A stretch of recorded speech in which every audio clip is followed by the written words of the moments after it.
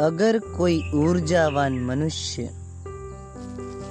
रोम रोम से, रग रग से, शरीर के कोने कोने से अपनी इच्छा, प्रेम और दृढ़ प्रगाढ़ संकल्प का संपूर्ण एकीकरण करे तो विश्व की किसी भी चीज को वह मनुष्य प्राप्त कर सकता है।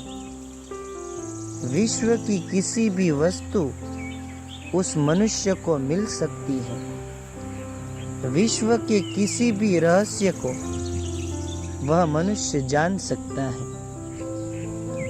इच्छा, प्रेम और दृढ़ प्रगाढ़ संकल्प की संपूर्ण एकीकरण की एक ऐसी ध्यान की विधि है जो आपको संपूर्ण अविगत परम रहस्यमय नित्य ज्ञान को उपलब्ध करा सकती है। इस विधि को भारत देश के गुजरात राज्य के एक संत ने किया था।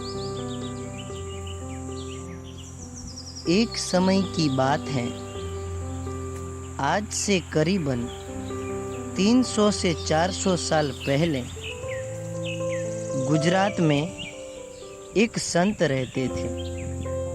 यह संत नित्य प्रतिदिन अपने निवास स्थान पर ही अपना अधिक समय व्यतीत करते थे।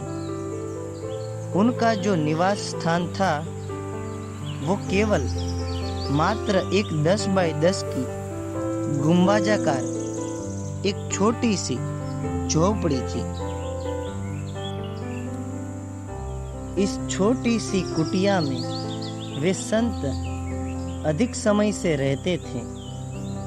उनका नित्य प्रतिदिन का एक क्रम था। वह रोज प्रतिदिन सुबह 3 बजे अपनी नींद से जागकर उठ खड़े होते थे और एक पहर का ध्यान करते थे।